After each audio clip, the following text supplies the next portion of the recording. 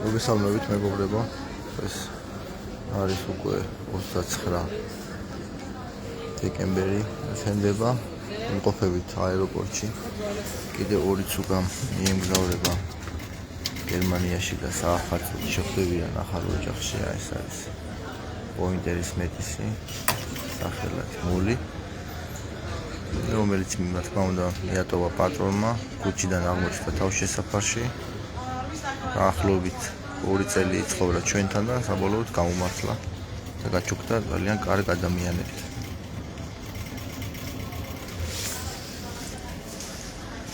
ასევე აი სამფეხა ორთაჭალაში ნაპოვნი ცუგა, სახელად ნიკა დაარქვეს და ისიც მიემგზავრება ახალ ოჯახში.